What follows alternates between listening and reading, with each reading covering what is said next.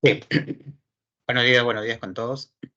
Vamos a iniciar entonces la clase de álgebra de la semana número 18, ¿no? Ya sería la última clase y sería continuando el tema de funciones, ¿no? Que es lo que vimos la semana anterior, ¿no? El tema de funciones es un tema bastante importante, ¿no? Es un tema que también en la universidad se ve, ¿no? Y entonces es valioso que aprendan los conceptos de lo que es una función, ¿no? Que muchas veces agrupa los temas ya vistos, ¿no? Anteriormente, ¿no? Porque hay funciones polinómicas, ¿no? Hay para resolver tal vez sistemas de ecuaciones, en sí, abarca mucho de los temas vistos anterior. Bien, ¿qué vamos a ver el día de hoy?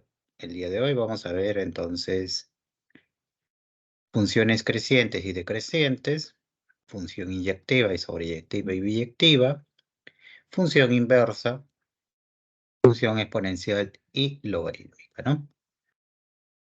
Bien, entonces iniciemos con las funciones, ¿no? Entonces, primero vamos a ver el concepto de función monótona, ¿no? Cuando hablamos de función monótona, estamos hablando de que es dada la función que va de un dominio, ¿no? Hacia los reales, se dice que esta función es creciente sobre un conjunto A. Ese conjunto A debe estar dentro del dominio. Si se toma dos elementos cualesquiera de ese conjunto A, ¿no? Donde el primer elemento es menor al segundo, entonces se tiene que las imágenes del primer elemento es menor a la imagen del segundo elemento. Ese es el concepto de función creciente, ¿no? Gráficamente, ¿no? Una función creciente cumple esa característica, ¿no? Si yo tomo cualquier elemento, ¿no? Por ejemplo, yo tomo un x1 acá y, por ejemplo, tomo un x2. ¿Qué sucede? Su imagen de ese elemento viene a ser entonces este de acá, ¿no? F de x1.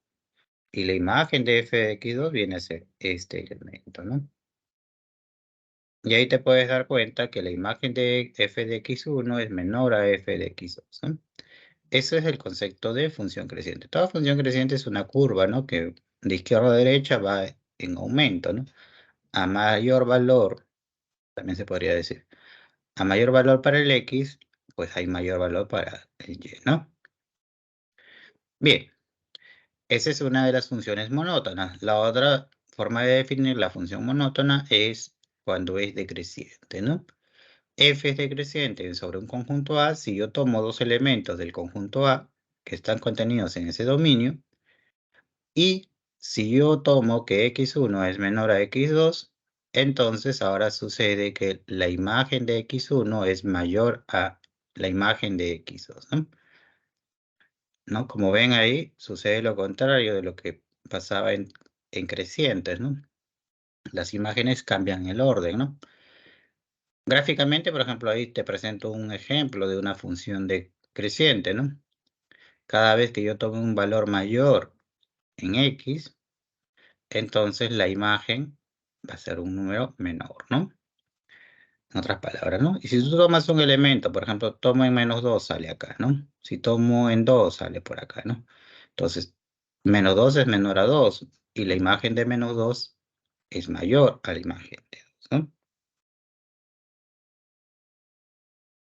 Bien, entonces ese es el primer concepto de funciones crecientes y decrecientes o llamadas funciones monótonas.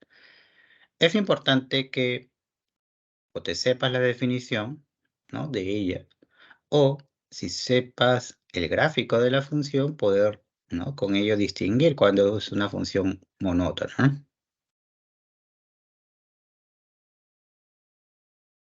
Bien, ¿qué más tenemos? Acá se presenta un ejemplo. Dada la función f, cuyo dominio es de -1 cerrado a 4 cerrado, ¿no? Que va hacia los reales, y me dan la función f de x igual de x cuadrado más 4x menos 5. Me preguntan si es creciente o decreciente, ¿no? Entonces, yo tengo el dominio y tengo acá, en este caso, una función cuadrática. Quiero saber si esta función es cuadrática, ¿es creciente o decreciente? O puede ser que en ninguno de los dos casos, ¿no? A ver, según la definición, yo debo tomar cualquier par de puntos, ¿no? Para esta función y decir, ¿no? Si x1 es menor a x2, entonces debo comprobar qué pasa con sus imágenes, ¿no?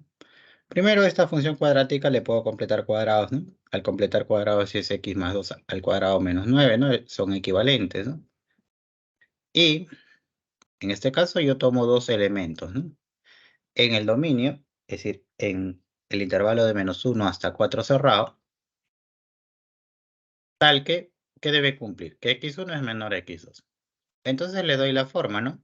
Acá el x está sumado 2, luego está elevado al cuadrado y por último está restado 9, ¿no? Hago lo mismo con estos dos valores que tengo acá, ¿no? A todo le sumo 2. A la desigualdad le sumo 2, entonces x1 más 2 es menor a x2 más 2. Pero recuerda que x1 a la vez era mayor o igual a, ¿no? Esto era mayor o igual a -1, ¿no? Entonces al sumarle 2 es mayor, x1 más 2 es mayor o igual a 1, menor a x2 más 2, ¿no? Ahora lo elevo al cuadrado. ¿Por qué tuve que reconocer esto? Porque es muy importante cuando uno, por ejemplo, eleva al cuadrado en desigualdades, saber si todos son positivos, si todos son negativos o si uno es negativo y el otro es positivo, ¿no? Porque cambia, ¿no? Las propiedades para cuando uno le eleva al cuadrado en desigualdades, ¿no? En este caso, como todos son positivos, todos son mayores o iguales a 1, entonces no hay problema, ¿no? La desigualdad se mantiene, es decir, x1 más 2 todo al cuadrado es menor a x2 más 2 todo al cuadrado. Y por último le sumo 9, o bueno, le resto 9, y ya tendríamos las imágenes de las funciones, ¿no? Porque la primera representa la imagen de x1 y la segunda representa la imagen de x2, ¿no? Entonces, con ello concluí que f de x1 es menor a f de x2. Pero inicié con que x1 era menor a x2, ¿no? Ahí la desigualdad se mantiene, ¿no? Menor, menor. Entonces yo puedo afirmar que esta función es, al comparar, tengo que esta función es creciente, ¿no? Entonces ya tengo una función creciente en ese dominio, ¿no? En ese dominio la función cuadrática es creciente, ¿no? Gráficamente esto también se puede resumir, ¿no? Recuerda que toda función cuadrática, de acá podíamos al toque reconocer su vértice, ¿no? Su vértice en este caso es -2, -9, ¿no? Entonces, ubicaba el vértice y graficaba según el dominio, ¿no? Aparte, como el A acá era positivo, pues yo al toque debería saber que esta es una parábola que se abre hacia arriba, ¿no? A ver, acá solo me van a dar la gráfica ya en este intervalo, ¿no? Como ves, si yo hubiese graficado desde -2, ¿no? Si yo hubiese graficado completo, ¿no? Yo hubiese tenido que graficar de -2 y acá, por ejemplo, en -9, ¿no? Así hubiese sido mi gráfica, acá hubiese sido el vértice y hubiese trazado, ¿no? El gráfico así, ¿no? Ese era el gráfico completo sin la restricción, ¿no? Pero como me dicen de -1 hacia 4, pues tomo solo en -1 el gráfico desde -1 y hasta la imagen de 4, ¿no? Hasta ahí nada, ¿no? Esa es una partecita de esa parábola, ¿no? De esta parte, ¿no? Y ahí puedo distinguir que es creciente. Si me hubiesen dado otro intervalo, por ejemplo, si me hubiesen dicho de -3 a 4, por ejemplo, ¿no? Hubiese sido una parte así, ¿no? La gráfica, ¿no? Y ahí sí yo no podía decir que era creciente o decreciente, ¿no? No sucede eso, ¿no? Si me hubiesen dicho, por ejemplo, para valores de -5 hasta -2, pues ahí yo hubiese dicho que era decreciente, ¿no? Entonces va a depender, ¿no? En este caso se ha probado algebraicamente y gráficamente, ¿no? Bien, en varios de los ejercicios vamos a hacer el uso de la gráfica, ¿no? Sobre todo en el gráfico de funciones cuadráticas, que es bastante conocido, ¿no? Pasemos al siguiente PPT.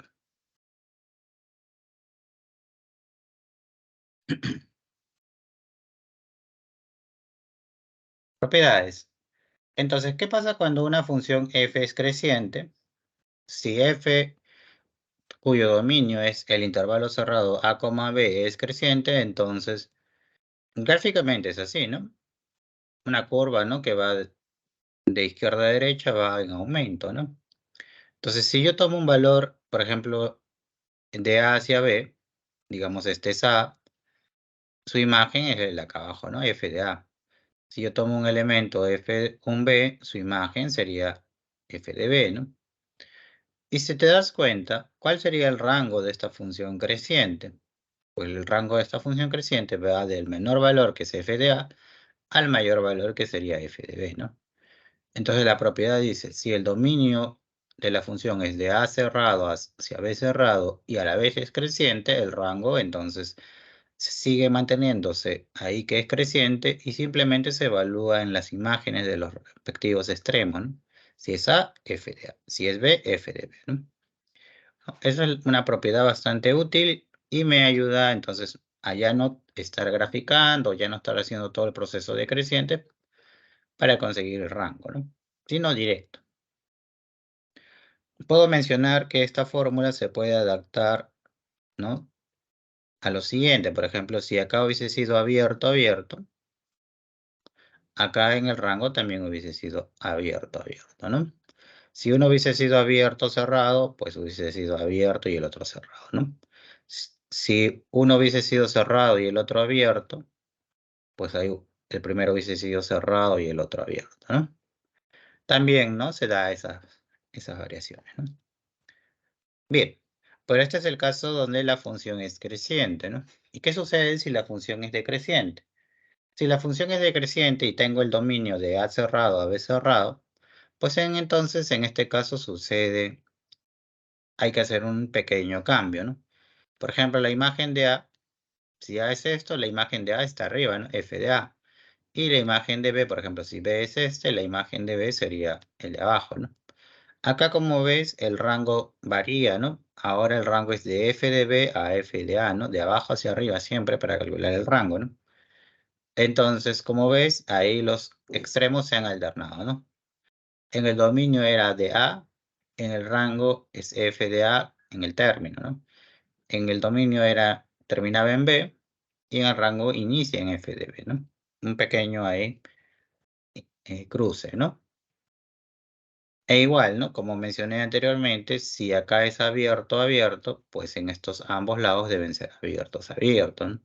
Si uno es abierto, por ejemplo, ahí, abierto en B, pues sería abierto en B, ¿no? En este lado, en el izquierdo, ¿no? ¿Ok?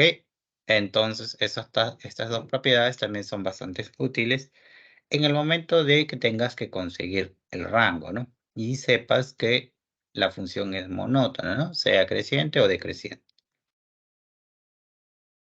Bien, a ver, ¿qué más tenemos? Bien, el concepto de inyectividad, subyectividad y biyectividad, ¿no? A ver, cuando una función es inyectiva, una función inyectiva, también conocida como 1, 1, significa que si yo tomo sobre el conjunto A dos valores x1 y x2, sus imágenes también deben ser, si sus imágenes son iguales, mejor dicho, entonces sus preimágenes deben ser iguales, ¿no? Si f de x1 es igual a f de x2, eso implica que x1 sea igual a x2, ¿no? Esa es la propiedad, esa es la definición, ¿no? De lo que es una función inyectiva. Gráficamente o dado ahí con un diagrama, ¿qué tendríamos? Tendríamos que a cada elemento de A le corresponde un único elemento de B, ¿no? Por ejemplo, a 3 le corresponde solamente el 11. Al 5 le corresponde el 6. Al 7 le corresponde el 15 y al 9 le corresponde el 7. Va de uno en uno. No se va a dar la posibilidad, ¿no? Por ejemplo, que ahí al 9 también le corresponda el 6, ¿no? Porque si, porque no cumpliría la condición ahí de inyectividad. Por ejemplo, ahí ¿qué tendríamos? Tendríamos que la imagen de 5 es 6, ¿no? Pero también tenemos que la imagen de 9 también es 6. Pero no tenemos que 5 sea igual a 9, ¿no? Eso no se tiene, ¿no? Eso es imposible. Entonces no está cumpliendo la definición, ¿no? Entonces, para cada elemento de A le corresponde un único elemento de B y para cada elemento de B le ha correspondido un un único elemento de A, ¿no? Eso es concepto de inyectividad. Bien, la otra forma de reconocer cuándo es una función inyectiva, porque este es el caso de que te den solamente elementos, ¿no? Es el concepto de la recta horizontal. Pero esto ya es cuando tengas el gráfico, ¿no? De dicha función, ¿no? Por ejemplo, ahí te presento el siguiente gráfico, ¿no? Es una función, ¿no? Si tú trazas la recta vertical, pues siempre va a cortar en un punto. Pero también yo puedo decir que esta función es inyectiva, porque yo trazo recta horizontal, cualquier recta horizontal, y como ves, solo corta en un punto. Entonces, ese es el concepto de la recta vertical. Al trazar cualquier recta horizontal y verificar que solo cruza siempre va a cruzar una sola vez con la función, entonces puedo asegurar que esta función es inyectiva. Por ejemplo, en la función que me dan ahí de g, no, es una función, ¿no? Yo trazo rectas verticales y corta en un punto, pero no es una función inyectiva, ¿no? ¿Por qué? Porque basta que yo trace rectas horizontales y corta en más de un punto, entonces ya no es inyectiva. Y en ese caso no es inyectiva, ¿no? Corta en 2 puntos, ¿no? Muy bien. Entonces ahí tenemos una función que no es inyectiva. También uno se puede dar cuenta que una función inyectiva es una función monótona, ¿no? Por ejemplo, ahí la primera función era una función creciente. Toda función monótona entonces es una función, ¿no? Inyectiva, ¿no? Sea una función creciente, puedo decir que es inyectiva. Sea una función decreciente, es inyectiva, ¿no? Bien. Luego tenemos el otro concepto de suryectiva o sobreyectiva, ¿no?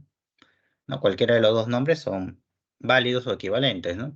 Se dice que f es sobreyectiva si el rango de la función es igual al conjunto de llegada, ¿no? Esto tiene que quedar claro porque a veces, ¿no?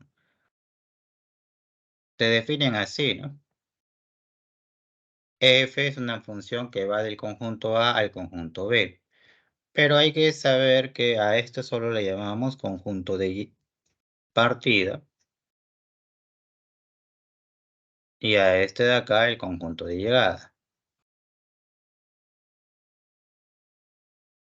Entonces, no decimos que A viene a ser mi dominio, ni B viene a ser mi rango, ¿no?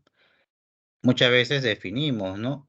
¿Quién va a ser mi dominio? Y lo escribimos. Por ejemplo, acá arriba lo escribíamos, ¿no? Dominio de F, ¿no? Para asegurarnos que A no necesariamente sea en la totalidad el dominio, ¿no? Y B tampoco viene a ser, ¿no? Por ejemplo, acá este B de acá nunca viene a ser nuestro rango, ¿no? Simplemente es el conjunto de llegada, ¿no? Cuando yo puedo afirmar que este B de acá se convierte en mi rango, cuando la función es suryectiva o sobreyectiva, ¿no? Ahí es la única vez que yo puedo asegurar que ese conjunto B de llegada viene a ser mi rango, ¿no? Y eso es lo que dice la definición ahí, ¿no? Se dice que f es suryectiva o sobreyectiva si el rango de la función es igual al conjunto de llegada, ¿no? Es decir, si tomo un elemento en el conjunto de llegada, existe un x que pertenece al dominio de la función, tal que se cumple que f de x es igual a y, ¿no? Esa es la definición, ¿no? Generalmente no usamos esa definición, sino usamos qué es lo que lleva, ¿no? Esto, ¿no? ¿Qué es lo que me lleva a saber que es una función sobreyectiva, ¿no? Bien, y cuando se cumple que es inyectiva y sobreyectiva, a esa se le conoce también como una función biyectiva, ¿no? Si hablamos de función biyectiva, entonces debe cumplir ambas condiciones, ¿no? Entonces, sí o sí tiene que ser inyectiva y sobreyectiva a la vez, ¿no? Bien, este es entonces el concepto de inyectividad, subyectividad y biyectividad, ¿no? A ver, pasemos al siguiente concepto. Función inversa. Bien, para el tema de función inversa hay que saber que se puede sacar inversa a una función siempre y cuando la función sea inyectiva, ¿no? Sea una función inyectiva definida del conjunto A en B. Entonces, si yo tomo, ¿no?, ahí mi conjunto A de partida y mi conjunto B de llegada, y entonces dentro del conjunto A tomo elementos X que pertenecen al dominio de la función, y entonces bajo la función llego a encontrar elementos Y, es decir, que cumplan que f de X es igual a Y, ¿no? En el conjunto de llegada, ¿sí? Este conjunto viene a ser mi rango, y entonces, si yo tengo mi dominio y mi rango definido, si yo hablo de función inyectiva, yo hablo de una función inversa, mejor dicho, primero me debo asegurar que es inyectiva y segundo recién ya puedo sacar la inversa, ¿no? Si f de x es igual a y, entonces x viene a ser la inversa de y, ¿no? Entonces, esta notación de asterisco, esto denota lo que es la inversa, ¿no? La inversa de y viene a ser igual a x. Entonces, en este caso, es una nueva función, ¿no? Esta va a ser una nueva función llamada función inversa. Bien, esta función inversa, el dominio de la función inversa va a ser el rango de la función inicial y el rango de la función inversa va a ser el dominio de la función inicial, ¿no? Esas son propiedades que uno debe aprender. Bueno, este es su esquema, ¿no? Acá, entonces, la función inversa de la función f va a ser denotada siempre por f de asterisco, o en algunos textos también puedes encontrarlo como f a la menos 1, ¿no? ¿No? Eso denota lo que es la función inversa, ¿no? Son las dos únicas formas que generalmente usamos para denotar la inversa, ¿no? Entonces, esta función inversa va del conjunto de llegada, es decir, del B, hacia el conjunto de partida que era el A, ¿no? ¿Qué se debe cumplir? Que X sea la inversa de f de Y, ¿no? Si solo sí, entonces Y es igual al f de X. Bueno, esa es la definición, ¿no? Entonces, del diagrama ahí puedo sacar lo siguiente, ¿no? Por ejemplo, el dominio del inverso es igual al rango de la función, el rango del inverso es el dominio de la función. Esto es importante, ¿no? Porque muchas veces te piden calcular, ¿no? Aparte de hallar la regla de correspondencia de la inversa, pues determinar su dominio, ¿no? Y esta propiedad se usa, ¿no? Bien, pero ¿cómo calculamos la inversa, no? Hay un método práctico, ¿no?, para calcular la inversa, ¿no? Si yo tengo y igual a f de x, teniendo en cuenta la variación de x, se calcula el rango primero, ¿no? Entonces, primero hay que calcularles siempre de la función inicial, de la función f de x, su rango, ¿no? Sea por gráfica o sea por propiedades, ¿no? Si calculas el rango, entonces ya calculaste el dominio de la inversa.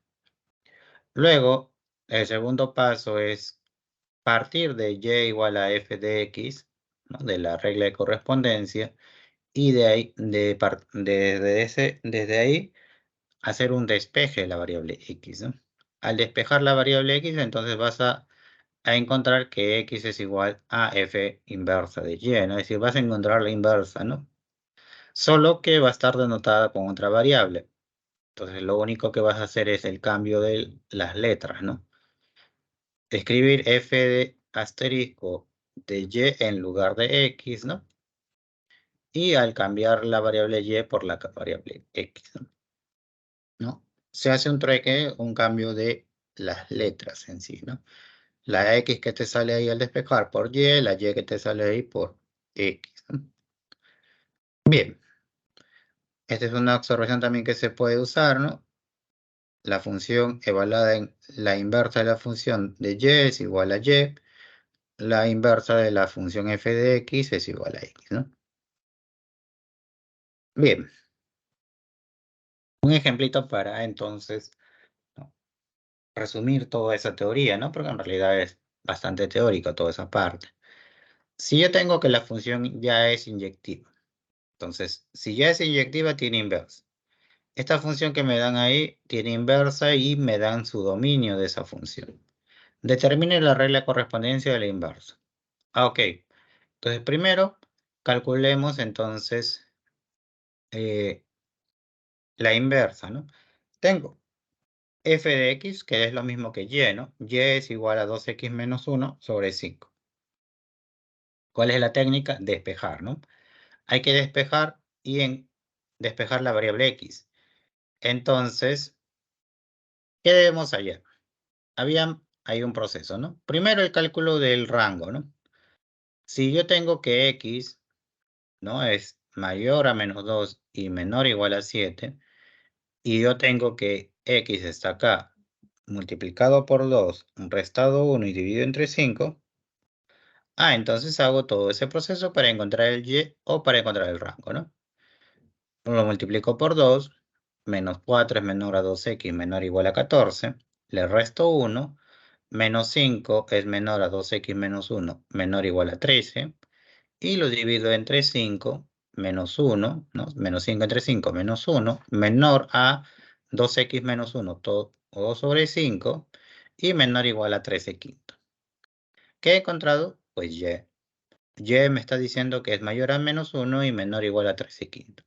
Al encontrar el y, entonces has encontrado el rango, ¿no? Acá ya tenemos el rango de la función. Bien, hasta ahí una primera parte. Lo segundo viene a ser el despeje, ¿no? Despejamos la variable x.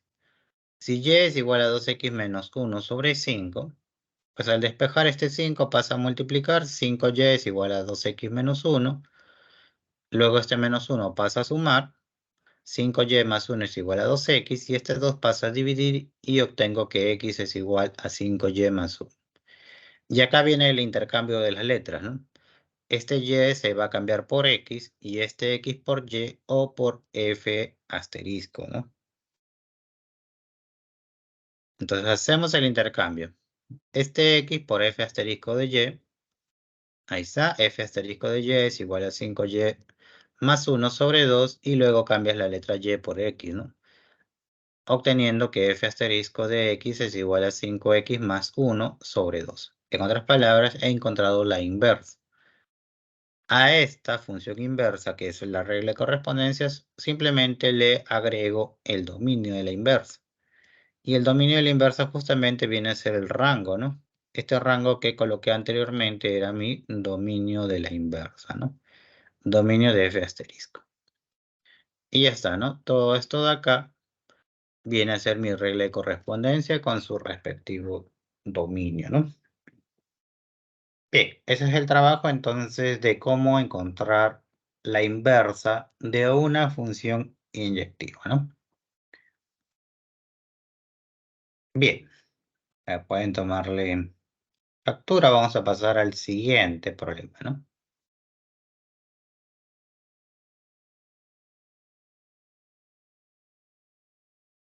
Bien, y ya por último, para cerrar la parte teórica, tenemos lo que es la función exponencial y logarítmica, ¿no?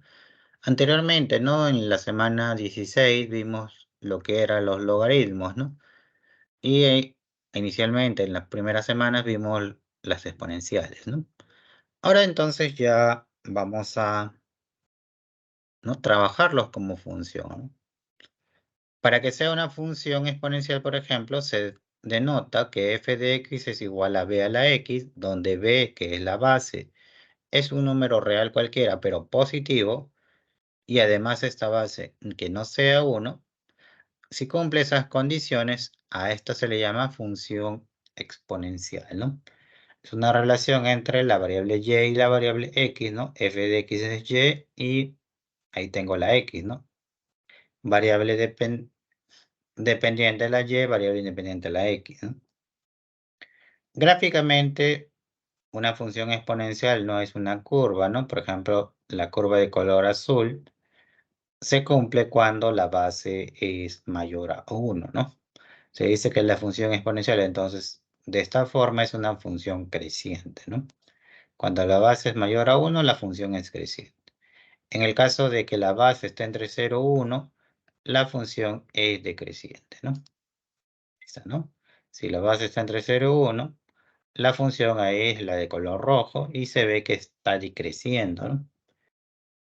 En ambos casos la función es inyectiva, ¿no? He dicho que toda función monótona es inyectiva, ¿no?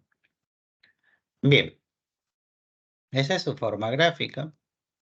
Luego la función logarítmica, ¿no? La función logarítmica va a estar definida por g de x igual al logaritmo en base b de x, ¿no? Con las siguientes condiciones o restricciones, ¿no? El b, que es la base, va a ser un número real positivo y diferente de 1, ¿no? Y aparte el valor del x, ¿no? Ese argumento tiene que ser también un número real positivo, ¿no? ¿Cómo es la gráfica del logaritmo? La gráfica del logaritmo, por ejemplo, es esta curva de color azul. Pero eso sucede cuando la base es mayor a 1, ¿no? Y la base está entre 0 y 1, viene a ser esta curva de color rojo, que es una función decreciente, ¿no? Ahí está, ¿no? Entonces, si b es mayor a 1, la función es creciente, pues, y si es creciente es inyectiva, ¿no? Si b está entre 0 y 1, la función, esa la de color rojo, es decreciente, ¿no? Y es inyectiva. Eso es, digamos, lo básico que uno debe aprender, ¿no? Al momento de trabajar con las funciones exponenciales y logarítmicas. Ya de ahí vienen las propiedades, ¿no? Todas las propiedades que se han visto en la semana 17, ¿no? En la semana 16 o en la semana 1, ¿no? Ya esos son para aplicaciones, ¿no? Bien, y eso sería entonces toda la parte teórica, ¿no? Vámonos con los ejercicios de la clase, ¿no? Vamos a agrandar un poquito la pantalla y vamos a cambiarlo acá. Y ahora sí.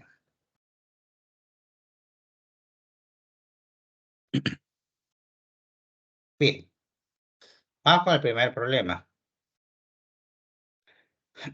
Dice, sea la función sobreyectiva f de x igual a dominio de f igual a el intervalo cerrado de n menos 2 hacia n cerrado, que llega a el intervalo cerrado de b a 13 cerrado, ¿no? Con regla de correspondencia, f de x igual a x cuadrado más 4x más 1. Y me dicen que n es menor a menos 2. Halle la suma de elementos enteros del rango. Bien, esta es una función entonces que dicen que es sobreyectiva, cuyo dominio me lo dan ahí, es un intervalo cerrado. También me dan el conjunto de llegada y justamente me están pidiendo que calcule el rango, ¿no? A ver, ¿con qué parto? Tengo la regla de correspondencia, que es una función cuadrática, ¿no? Esa regla de correspondencia la voy a usar el método de completar cuadrados para llevarlo a su forma vértice, ¿no? Es común.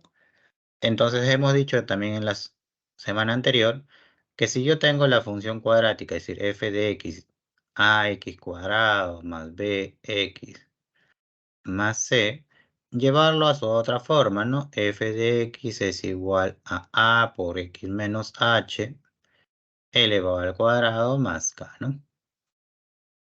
A la forma vértice, ¿no? Entonces, la idea es encontrar el h y el k. O usas fórmula o usas lo que se conoce como completación de cuadrados, ¿no? Acá este ejercicio justamente se presta para completar cuadrados, ¿no? Me está pidiendo que complete cuadrados. Ok. Al completar cuadrados, x cuadrado más 4x, la mitad de 4 es 2, 2 al cuadrado es 4, es decir, se le ha sumado 4 y como es más 1, se le ha restado 3, ¿no? Entonces ahí ya lo hace de forma directa, ¿no? Entonces lo que ha hecho ahí es sencillo, ¿no? Si yo tengo x al cuadrado más 4x más 1, lo que ha hecho primero ahí es sumarle la mitad de 4, que es 2, elevarlo al cuadrado y quitar lo mismo, ¿no? Y, bueno, sumarle 1. Y ahí obtener, entonces, x al cuadrado más 4x más 2 al cuadrado menos 3, ¿no? Pero todo esto, x cuadrado más 4x más 2, lo puedo escribir de frente, ¿no? Como x más 2 todo al cuadrado, ¿no? Trinomio cuadrado perfecto que se lleva a esa forma, ¿no? Que eso es lo que he puesto ahí, ¿no? Ya teniendo esa forma, ahí yo puedo reconocer al toque cuál es el vértice, ¿no? El vértice de esta función viene a ser, este de acá viene a ser el h, ¿no? Pero como un signo cambiado, ¿no? Entonces va a ser menos 2, ¿no? Y el sobrante, el menos 3, viene a ser el k, es decir, mi vértice va a ser menos 2,3. Ahora, dado el vértice y dado que el a ahí es igual a 1, como es positivo, esta es una parábola que se abre hacia arriba, ¿no? Entonces, dibujemos ahí mi plano cartesiano y ubicarías el punto menos 2, menos 3, ¿no? Ese viene a ser el vértice, menos 2, menos 3. Ahora, la gráfica hubiese sido así, ¿no? Toda una parábola que se abre hacia arriba, pero como me dan un dominio restringido, hay que tener cuidado. Acá me dicen que el dominio de esta función es el intervalo de n-2 cerrado hacia n, pero también me dicen que n es menor a menos 2. ¿Eso qué significa que n sea menor a menos 2? Es decir, que este n de acá es un número menor a menos 2, este de acá también, por lo cual el dominio se encuentra por esta parte, ¿no? Por una parte de la parábola, ¿no? ¿Y qué sucede en esa parte de la parábola? Me olvido ya de la otra parte, ¿no? Me olvido de la parte derecha, ¿no? En esta parte de la función es decreciente, ¿no? En una parte de ahí, entonces la función va a ser decreciente. Para ese dominio, la función va a ser decreciente. Y me basta, ¿no? Porque ahora yo puedo aplicar la propiedad. ¿Qué me decía la propiedad?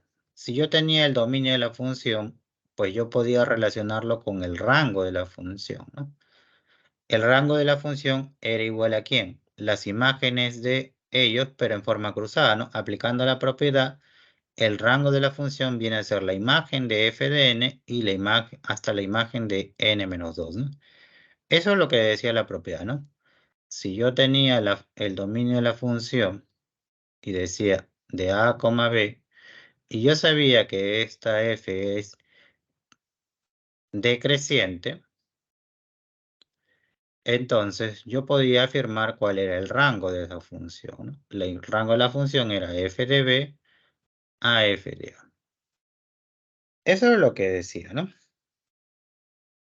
Eso es lo que decía la propiedad, ¿no? Y eso es lo que se ha aplicado acá. Ya está. Entonces ya tengo más o menos cómo va a ser el rango. Pero antes de eso, acá también hay otra, otra palabrita que todavía no he usado, ¿no? Acá me dicen que la función es sobreyectiva. Entonces, si una función es sobreyectiva, significa que el conjunto de llegada que me den ahí, justamente viene a ser el rango, ¿no? Entonces, ¿cuál es el conjunto de llegada? El intervalo de B cerrado a 13 cerrado. Solo por ser sobreyectiva, entonces ya tengo que el rango viene a ser justamente, si no es sobreyectiva, no puedo afirmar ello. Pero ya encontré dos formas de describir el rango, ¿no? El rango es el intervalo de B cerrado a 13 cerrado, pero también es el intervalo de f de n hacia f de n-2, ¿no? Entonces comparo. Ahí al comparar, entonces B debe ser f de n, ¿no? Y 13 viene a ser f de n-2, ¿no? Entonces, con la segunda, 13 viene a ser f de n-2. Pero f evaluado en n-2 lo reemplazo, ¿no? Vamos a reemplazarlo acá en la función que completé cuadrados, ¿no? En vez de x escribo n-2. n-2 más 2, ¿no? Todo elevado al cuadrado y todo restado 3. Acá se van los menos 2, queda n cuadrado menos 3 viene a ser igual a 13, ¿no? 13 es igual a n cuadrado menos 3, por lo cual n cuadrado es igual a 16. Y si n cuadrado es igual a 16, pues n sale más menos 4, ¿no? Entonces, si n vale 4 o si n vale menos 4, ¿qué sucede? Pues al inicio planteamos que el n tiene que ser menor a menos 2. Entonces se descarta el primero, ¿no? Y queda entonces que n sea menos 4. Ya conseguí con ello el valor del n. N vale menos 4. Bien, ahora entonces lo único que me falta es encontrar el valor del b, ¿no? O encontrar el valor de f de n, ¿no? Entonces hay que calcular la imagen de menos 4. Como b es igual a f de n y n viene a ser ahora menos 4, hay que calcular f evaluado en menos 4.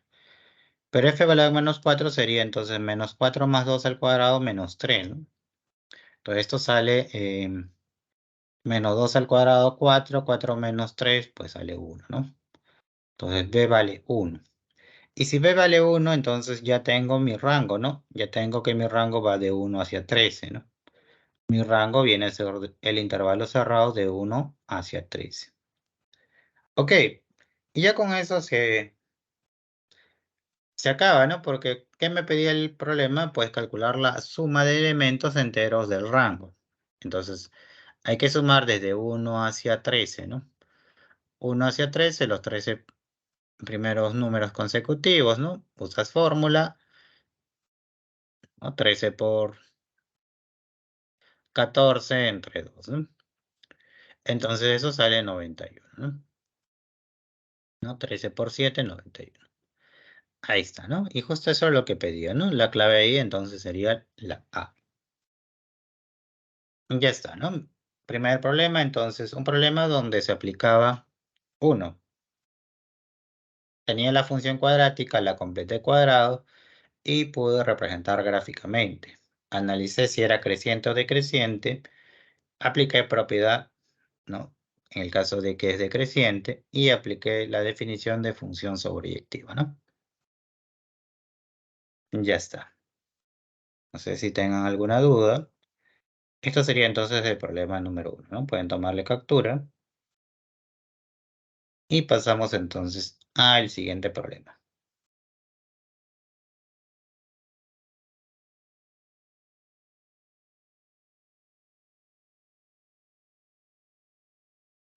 A ver, pregunta número 2 entonces. Determina la suma de elementos del rango de f sabiendo que esa función que me dan ahí es una función inyectiva. Bien, hay que recordar, ¿no? Que una función también se puede escribir, ¿no? Como un conjunto de pares ordenados, ¿no? En este caso, primero debería yo probar si está bien definida la función y luego de ahí recién verificar si está bien, si, cuál es el caso para que la función sea inyectiva, ¿no? Entonces hay que recordar, ¿no? El concepto de función y luego hay que recordar el concepto de función inyectiva, ¿no? No es muy complicado, es algo sencillo. Yo lo tomaría de esta forma, ¿no? Primero me fijo en las abscisas o las primeras coordenadas. Por ejemplo, acá 7. Acá es 7 y busco otro, a ver si hay otro 7. Acá. Entonces prácticamente todo este par ordenado tiene que ser igual a todo este par ordenado. A ver, sigamos. Luego acá está el 3. 3,5. No hay otro 3. Por ahí lo dejo. Sigo. Q. Pues no hay otro Q. Y 9. Entonces, por el momento solo voy a partir con ellos. El 7, punto y coma, Q al cuadrado menos 1 y el 7,8. De eso me implica que Q cuadrado menos 1 tiene que ser igual a 8. Ellos tienen que ser iguales. Como f es función, se debe cumplir entonces que la imagen de 7, que es Q cuadrado menos 1, debe ser igual y a la vez como la imagen de 7 es igual a 8, por lo tanto, q cuadrado menos 1 es igual a 8. Eso es lo que estaba diciendo, ¿no? Entonces ahí el menos 1 pasa al otro lado a sumar y q al cuadrado sale 9, lo cual me implica que q vale menos, más 3 y menos 3, ¿no? Menos 3 y más 3. Ahora, acá sí ya habría el siguiente inconveniente, ¿no? ¿Qué pasa si q vale 3? Si q vale 3 va a coincidir con este, ¿no? Porque mira, acá sería q y q. En el caso de que q, valga 3, entonces esto sería 3,1. Y eso no es posible, ¿no? 3,5, 3,1, pues pierde ya el sentido de función, ¿no? Entonces q tiene que ser necesariamente menos 3. Entonces, como 3,5 pertenece a la función y q,1 pertenece a la función, pues necesariamente el q tiene que ser igual a menos 3, ¿no? Porque si no, pues no se puede, ¿no? ¿Ok? Ahora, hasta ahí ya hemos definido lo que es función, ¿no? Al trabajar con q igual a menos 3, pues acá tendríamos menos 9 menos 3m, ¿no? Y nada más, ¿no? No hay nada más que podríamos reconocer hasta ahí. Muy bien. Pero eso no queda ahí, ¿no? Ahora, con q igual a menos 3, acá saldría entonces 8, acá hay 5, 1, 13, 9 más m, y acá sería 8 más 5, 8 menos 3 saldría 5. Entonces acá va a salir lo siguiente, ¿no? Ya trabajando con q es menos 3, esto sale 5, ¿no? Todo esto sale 5. Acá, pues esto sale 8 porque se vuelve el mismo del color verde. Acá es 5, acá es 1, acá es 13 y ya está. Pero ahora vamos a usar el concepto de inyectividad. En el concepto de inyectividad más bien yo debo ver las segundas variables, es decir, las ordenadas. Entonces ahora el 3,5 y el primer par ordenado deben ser iguales. Si son diferentes ya no cumple el concepto de inyectividad. Y eso es lo que voy a poner acá a continuación. Luego, entonces ya tenemos descrito de esta forma, ¿no? M cuadrado menos 13, punto y coma 5, 7,8, 3,5, menos 3,1, 9,13 y menos 9 menos 3, M, 9 más M, ¿no? Eso ya reemplazando con Q igual a menos 3. Y de acá otra vez entonces partimos con lo siguiente, ¿no? Este par ordenado y este par ordenado tienen que ser iguales, pero ya no por el concepto de función, sino por el concepto de inyectividad. Entonces, como f es una función inyectiva, estos dos pares ordenados, f evaluado en m cuadrado menos 13, es 5, ¿no? Pero f evaluado en 3 también es 5. Como las imágenes son iguales, las preimágenes deben ser iguales, es decir, m cuadrado menos 13 debe ser igual a 3. Y de acá me sale que m cuadrado es igual a 16 y por lo cual m vale más menos 4, ¿no? Entonces ya tendríamos los dos posibles valores para el m. Tendría que probar para cada uno de ellos qué sucede con el conjunto f, ¿no? Para m igual a 4, ¿qué sucede? Menos 9 menos 12 menos 21, ¿no? Y 9 más m sería entonces 13. Entonces, para m igual a 4, el par ordenado se vuelve menos 21,13. Pero este par ordenado no puede ser. ¿Por qué? Porque si uno se fija, si te fijas, menos 21,13, que vendría a ser este par ordenado, y este de acá, otra vez tienen las mismas, tendrían las mismas imágenes. Y si tienen las mismas imágenes, sus preimágenes deberían ser iguales. Pero en el primero sale 9 y en el segundo sale menos 21. Y eso no es posible, ¿no? Saldría así, ¿no? Y entonces eso queda descartado, ¿no? Porque este par ordenado tiene imagen 13. Este par ordenado también tiene imagen 13, pero sus preimágenes son diferentes, ¿no? 9 no es igual a 21. Entonces, esta función no es inyectiva, ¿no? Se descartó eso. Entonces, si no es inyectiva con m igual a 4, debería ser inyectiva con m igual a menos 2, ¿no? Entonces, haces el mismo trabajo, el análisis con menos, diré con menos 4, ¿no? Haces el mismo trabajo con f, con m menos 4, ¿no? Para m igual a menos 4, entonces, ¿qué sucede con el par ordenado? Sería menos 9 más 12 sería 3, ¿no? 9 menos 4 sería 5. Y el par ordenado se vuelve 3,5. Pero 3,5 era el mismo, uno de los mismos que estaban antes, ¿no? Entonces ahí no hay problema, ¿no? Si es el mismo, simplemente se escribe una sola vez, ¿no? Entonces, el primero es 3,5, ¿no? Porque m se vuelve ahí, entonces 4, 16, 16 menos 13, 4, y eso se vuelve 3,5. El segundo es 7,8. 3,5 ya está. Menos 3,1. 9,13 y el último también se vuelve 3,5. Ah, entonces quedó solamente la función definida de esa forma, ¿no? Con esos 4 pares ordenados, ¿no? Y ya está, ¿no? Con ello se redujo bastante, ¿no? Porque ahora solo me piden determinar la suma de los elementos del rango.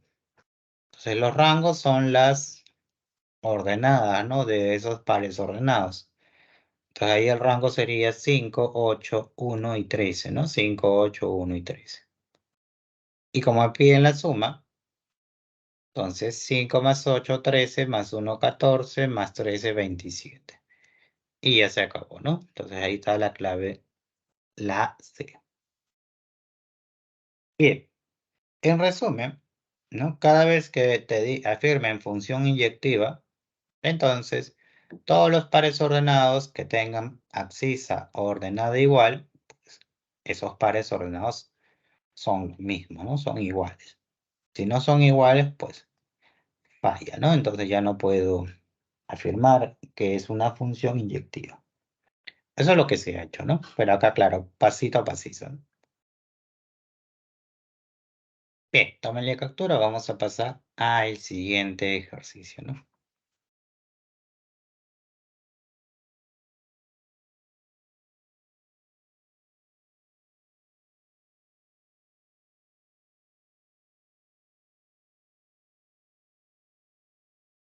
A ver, problema número 3. Dada la función f de x igual a 4x cuadrado menos 8 más 1, determina el valor de verdad o falsedad, ¿no? Entonces, si es verdadero o falso, de las siguientes proposiciones, ¿no? Y ahí me dan 4 ítems y quiero verificar cuál es el correcto, ¿no? ¿Cuál de las opciones viene a ser la correcta? Ok, a ver, primero tengo una función cuadrática, ¿no? Entonces ya hemos trabajado lo que es una función cuadrática, ¿no? Vamos a ponerle ahí, acá al costado, 4x cuadrado menos 8x más 1, ¿no? Entonces, ya hemos también dicho que de esta forma muchas veces no me permite analizarlo mucho, pero si la tenemos en su forma de, ¿no? Con completada a cuadrados desde su forma vértice o canónica, entonces es más fácil de graficar, por ejemplo, o reconocer dónde es creciente, decreciente y hasta el rango, ¿no? Entonces, lo primero que llevaríamos es a completar cuadrados y reconocer su otra forma, ¿no? De describirla. Como acá hay un 4 adelante, primero se factoriza este 4. Abro paréntesis, x cuadrado. Si factorice 4, entonces acá se vuelve menos 2. Este más 1 lo voy a dejar afuera, ¿no? Sin factorizar, para no trabajar con fracción. Ok, ahí está. X cuadrado menos 2. Y la técnica dice que hay que sumarle la mitad de 2, entonces 1, al cuadrado y quitarle lo mismo, ¿no? Ya está. Acá sería 4. Todos ellos de acá es el trinomio cuadrado perfecto, que sería x signo negativo y 1, ¿no? La otra base, elevado al cuadrado. Acá queda 4 con menos 4, sale menos 4. Y por último más 1, ¿no? Y ya tendríamos la expresión completada al cuadrado, ¿no? Y igual a 4 veces x menos 1 al cuadrado menos 3. Y al toque con ello puedo reconocer el vértice, ¿no? El vértice sale de estos dos, ¿no? El h viene a ser siempre el opuesto, 1, y el k viene a ser el sobrante, ¿no? Menos 3. Ya está. A ver, ¿qué tenemos en el PPT? Creo que está descrito de frente, ¿no? Ahí está la función, ahí está la completación de cuadrados, y ahí está la función, ¿no? F de x es igual a 4 por x menos 1 al cuadrado menos 3. Ya con ello tengo el vértice, ¿no? Bien, ahora vamos a... voy a borrar esto y con ello tendríamos el vértice, ¿no? El vértice, como mencioné, sería entonces 1, menos 3, ¿no? Y aparte el valor de la ahí es 4, ¿no? Entonces una parábola que se abre hacia arriba cuyo vértice es 1, menos 3, ¿no? Ahí está la gráfica, un esbozo, ¿no? Bien, es importante este vértice, ¿no? Porque con este vértice yo podría ya analizar bastante con ese vértice. Por ejemplo, ¿no? Yo podría darme cuenta que la función en este intervalo, hasta llegar al vértice, hasta ahí, es decreciente, ¿no? Por su forma. Y a partir del 1 hacia adelante, la función es creciente. Al toque yo puedo analizar dónde es creciente y dónde es decreciente. También podría analizar, por ejemplo, dado el gráfico, el rango de la función. Entonces ya con eso tengo todo, ¿no? Entonces vamos a analizar cada una de ellas en forma adecuada. Primero, luego gráficamente se trata de una parábola con vértices en el punto 1, menos 3, donde f es creciente en el intervalo de 1 a más infinito. ¿Esto de dónde se está viendo? Pues de acá, ¿no? Que de a partir de 1 cerrado hacia adelante, ¿qué sucede con la función? Pues la función es creciente, ¿no? Eso es lo que me afirma en ese pedazo de texto, ¿no? Eso es verdad, ¿no? Ahora, la parte A me decían, f es creciente en el intervalo de 2 cerrado más infinito, en un intervalo más pequeño, ¿no? Porque 2 está más adelante. Pues sí, ¿no? En cualquier subintervalo, ¿no? Del intervalo de 1 a más infinito, pues sigue siendo creciente, ¿no? En cualquier parte, ¿no? De donde he pintado de color rosado, sigue siendo creciente. Como 2 es un subconjunto o un subintervalo de intervalo de 1 a más infinito, entonces puedo seguir afirmando que f es creciente en el intervalo de 2 a más infinito. Entonces la parte 1 es verdadera, ¿no? Ahora, la pregunta 2.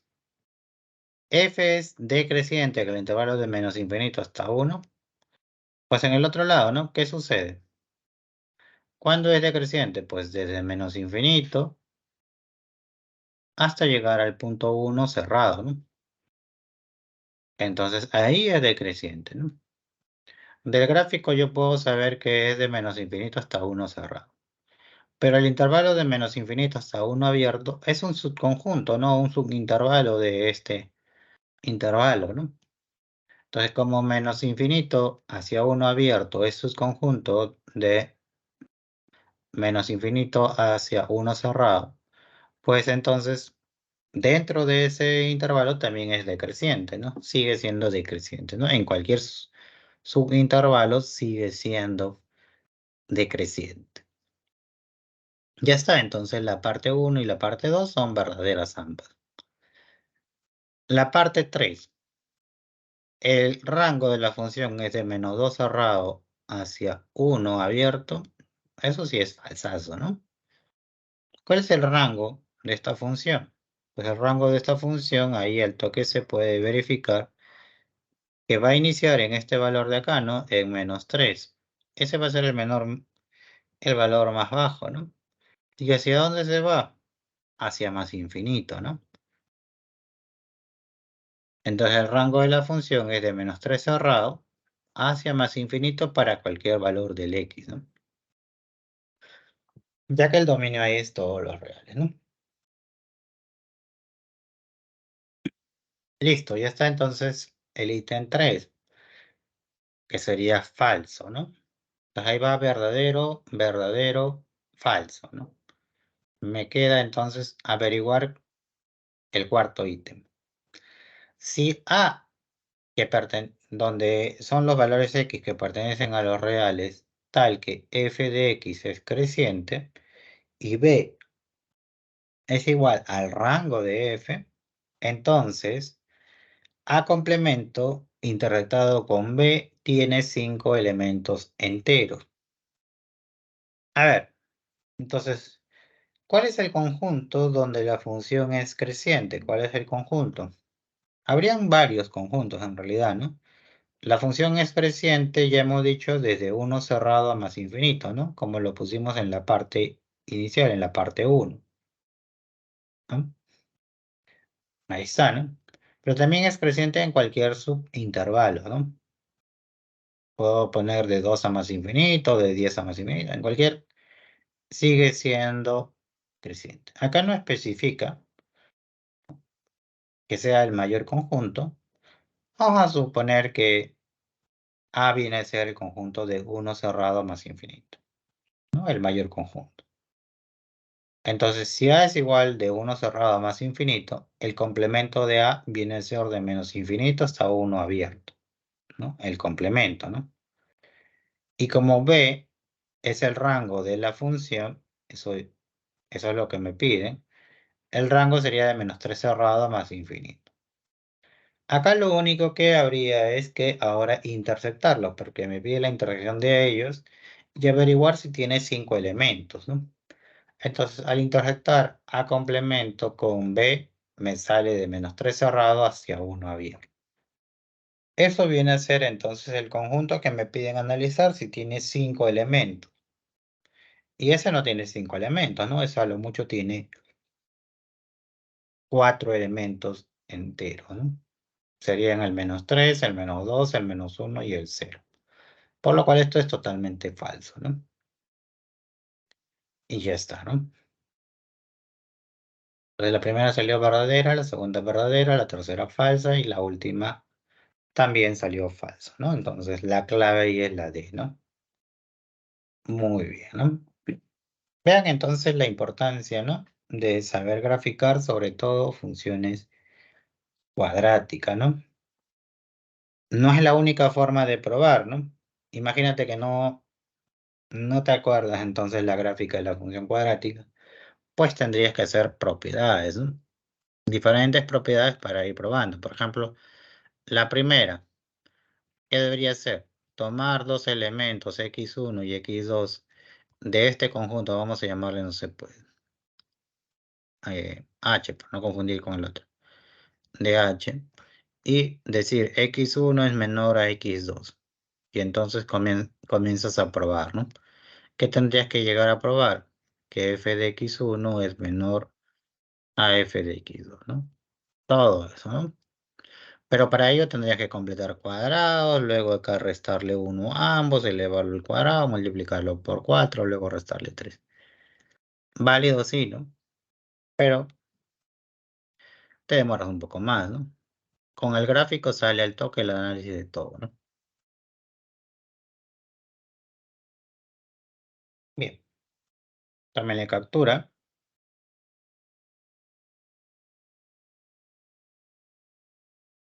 y pasemos al siguiente.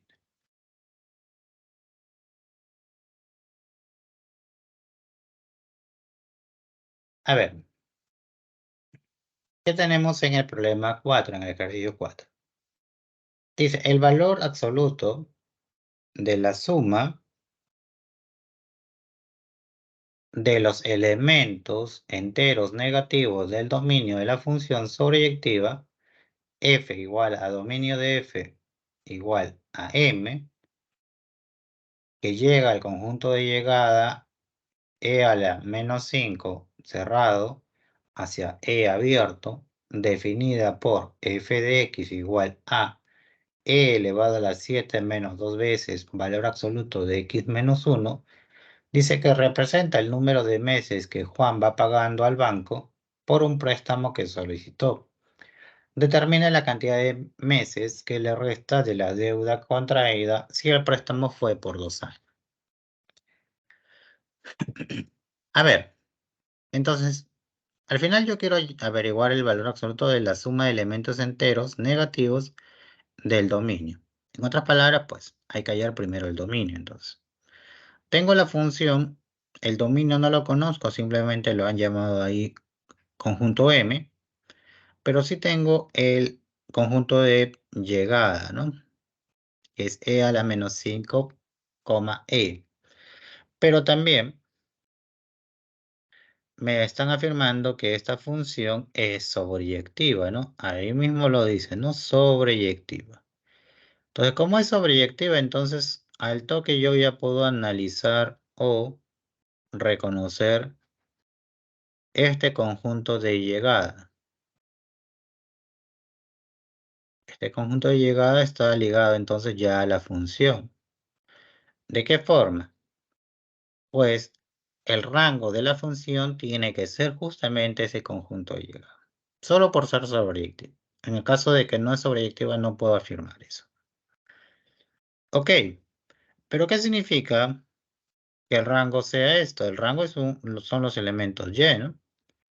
El rango son los elementos Y.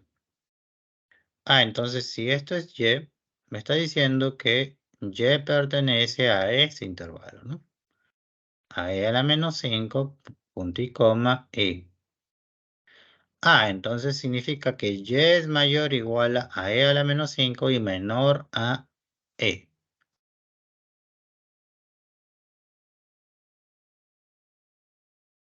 Es decir, ahí está, ¿no? El Y es mayor o igual a E a la menos 5, pero menor a E. Ya está. Pero ¿quién es f de x o y? Pues me lo daban, ¿no? E a la 7 menos 2, valor absoluto de x menos 1, menos 1, ¿no? Entonces ya tengo esa desigualdad. Una desigualdad donde está implicado lo que son las exponenciales, ¿no? Y ahora hay que recordar que la función exponencial, ¿no? La función exponencial, por ejemplo, es creciente, ¿no? ¿Por qué es creciente? Porque la base es e y la base e es mayor a 1, ¿no? Entonces, esta función e es creciente. Entonces, si yo tomo x1 menor a x2, entonces f de x1 es menor a f de x2, ¿no? Pero también sucede lo contrario, ¿no? F de x1 es menor a f de x2, entonces x1 es menor a x2. Y eso es lo que se va a usar acá. Como yo sé que la función es creciente y se cumple eso, simplemente voy a comparar los exponentes. Bueno, y acá el exponente es 1, ¿no? Entonces, al comparar los exponentes, yo voy a decir, si eso se cumple, también se cumple que menos 5 es menor o igual a 7 menos 2, valor absoluto de x menos 1, y menor a 1. Pero eso, claro, ahí está colocado directamente. Pero eso viene a partir de que la función es creciente, ¿no? La función exponencial ahí es creciente. Acá ya solo entonces me queda despejar el x. Como hay un más 7, a todo el resto menos 7. Sí, menos 5 menos 7 menos 12. El 7 se cancela, 1 menos 7 menos 6. Ahora le saco mitad, menos 6 menor o igual a menos, valor absoluto de x menos 1 menor a menos 3, Y multiplico por menos, teniendo que 3 es menor a valor absoluto de x menos 1, menor o igual a 6. Bien, hasta ahí entonces yo tengo esa desigualdad. Acá puedes hacerlo de dos formas también, ¿no? Algunos trabajan así, ¿no? Lo separan y comienzan a aplicar propiedad para cada uno de ellos, ¿no? Válido, sí, ¿no? Pero también existe una propiedad que agrega ambas cosas, ¿no? Si yo tengo, por ejemplo, A menor a valor absoluto de X menor a B, por ejemplo, esto es equivalente a decir que A es menor a X menor a B o menos B es menor a X menor a A, ¿no? Así también se puede resolver esto, ¿ya? Y justamente eso lo han resuelto de esa forma. Bueno, acá lo único que varía es, acá es menor o igual y en los B entonces van a ser menor o igual. A ver, entonces, con esta propiedad, ¿qué tenemos? Primero que menos 6 es menor o igual a x menos 1 menor a menos 3. Esta parte de derecha es lo primero que se opuesta. Equivalente, ¿no? Y luego, o 3 es menor a x menos 1 menor o igual a 6, ¿no? Acá esto de acá, ¿no? Ahí está, ¿no? Del primero le sumo 1, menos 5 menor o igual a x menor a menos 2, y del segundo también le sumo 1, 4 es menor a x menor o igual a 7. Y con ello ya tengo entonces los valores de x, y x representa aquí mi dominio de la función. Y si ya tienes el dominio de la función, ¿no? ¿Qué me pedía encontrar el ejercicio? Decía, el valor absoluto de la suma de elementos enteros negativos del dominio de la función.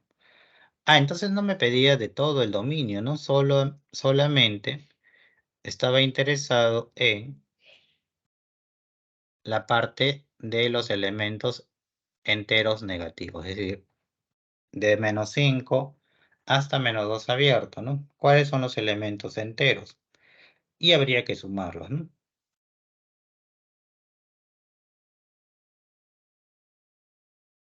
A ver, ¿qué tenemos ahí entonces?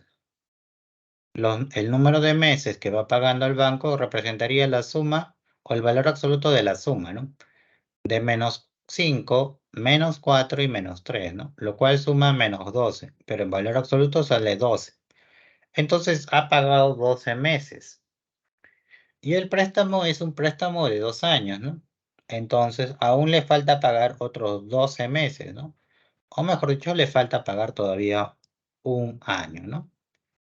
Ahí está, entonces. Eso es lo que pide, ¿no? Le falta aún 12 meses a lo que es equivalente a un año para pagar, ¿no?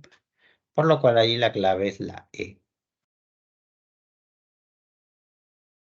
Ahí está, para que le tomen captura. No sé si tengan alguna consulta.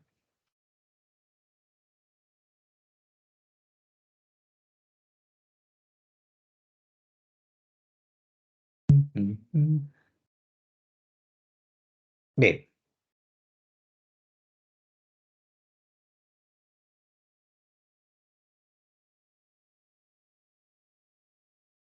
vamos a borrar.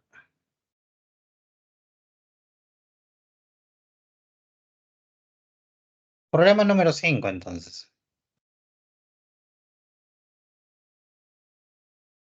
Dice lo siguiente.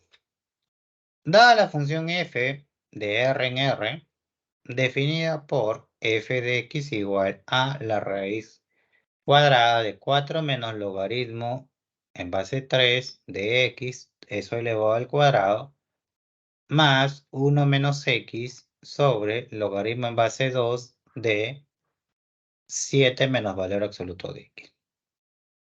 Determina el número de elementos enteros del dominio de la función. Bien, Entonces acá tengo una función de los reales hacia los reales, ¿no? No me indican el dominio, tampoco me indican el rango. Y justamente es lo que me pide calcular, el dominio, ¿no? El dominio de la función. Bien,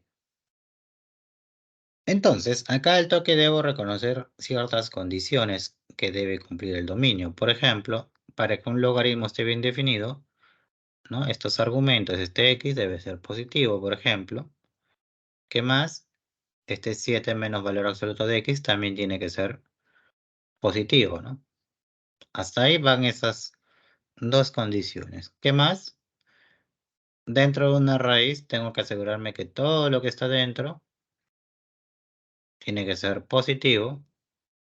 Y por último, un denominador también tiene que ser positivo.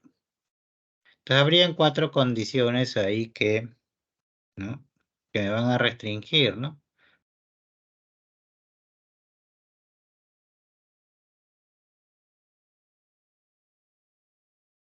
¿No? ¿Cuál va a ser mi dominio, no? No todo va a ser mi dominio, no todos los reales, ¿no? Entonces primero hagamos la siguiente condición, ¿no? Entonces ahí me las coloca, ¿no? Lo que he puesto. 4 menos logaritmo en base 3 de x, si lo que está de verde, ¿no? Eso elevado al cuadrado, ¿no? Es mayor o igual a cero. Condición por la raíz, ¿no? Todo lo que está dentro de una raíz par tiene que ser mayor o igual a cero. Luego, el 7 menos x, lo que está dentro de ese logaritmo de color rojo, es decir, lo que he pintado de color ahí azul, tiene que ser positivo, ¿no? Lo otro, el denominador, logaritmo en base 2 de 7 menos x, tiene que ser diferente de 0. Eso implica que el 7 menos x no sea 1, ¿no? Ahí ya lo han puesto directo, pero vamos a afirmar lo que se ha puesto ahí, ¿no? Logaritmo en base 2 de 7 menos valor absoluto de x, ¿no? Esto en realidad no puede ser 0, ¿no? Porque está en el denominador, ¿no? Si ese denominador se vuelve 0, pues algo entre 0 no existe, ¿no? Entonces, eso se debe cumplir. Por definición, para que este logaritmo sea diferente de 0, implica que 7 menos x sea diferente ¿de quién? Pues de 1, ¿no? Pues si no, no tiene sentido, ¿no? Porque el logaritmo de 1 de cualquier base siempre es 0, ¿no? Entonces tengo que distinguir eso, ¿no? Eso es lo que se ha puesto acá directo. Luego, ahí lo que estaba de color amarillo, creo. Ese x tiene que ser mayor a 0, ¿no? Por condición del logaritmo. Esas eran las cuatro condiciones. Cada una entonces se resuelve por separado y luego se intersecta y con eso tendríamos el dominio de la función. Al final me piden determinar el número de elementos enteros de dicho dominio. Vamos con el primero. 4 menos logaritmo en base 3 de x elevado al cuadrado. Bien, acá para resolver esto entonces, esto es una diferencia de cuadrados en sí, ¿no? Porque en realidad esto es como resolver, si yo le pongo y al logaritmo en base 3 de x, entonces es como que yo tuviese ahí 4 menos y al cuadrado, ¿no? Porque esa notación de logaritmo en base 3 de x y este 2 acá, significa que es el cuadrado de todo esto, es decir, implica que esto está elevado al cuadrado, pero ¿quién? El logaritmo en base 3 de x, ¿no? Es lo mismo, no solo que está denotado así. Entonces, si yo hago un pequeño cambio de variable, tengo 4 menos y mayor o igual a 0, ¿no? Y esto es diferencia de cuadrado, ¿no? 4 más y por 2 menos y mayor o igual a 0. Y esto se resuelve, ¿no? Por el criterio, ¿no? De la regla de signos, ¿no? Acá se va a hacer lo mismo. Aunque para no trabajar con 2 menos y, pues multiplícalo por menos. Al multiplicar por menos sale logaritmo en base 3 de x al cuadrado menos 4. Y como lo multiplicas es por menos, si era mayor o igual, ahora es menor o igual. Acá ahora puedo factorizar. Sin necesidad de cambiarle la variable, puedo factorizar, ¿no? Y esto viene a ser por diferencia de cuadrados, logaritmo en base 3 de x menos 2 por logaritmo en base 3 de x más 2. Todo menor o igual a 0. Y acá esto es como el y menos 2 por el y más 2. Todo menor o igual a 0. ¿Qué hacíamos? Pues regla de signos, primero puntos críticos, menos 2 y 2, más, menos, más, y tomaba la zona de signo negativo, incluyendo los extremos, ¿no? Entonces el y pertenecía de menos 2 hacia 2. Pero en este caso no hablamos de y, sino del logaritmo en base 3 de x. Es mayor o igual a menos 2 y menor o igual a 2. Eso es lo que ha hecho acá, pero sin cambiarle la letra, de frente nada más, ¿ya? Ahí está, directo. Directo, pues tomarle captura como es el cálculo de eso. Pero el logaritmo en base 3 entonces va a ser mayor o igual a menos 2 y menor o igual a 2, ¿no? Ya está. Ahora, para ver esto,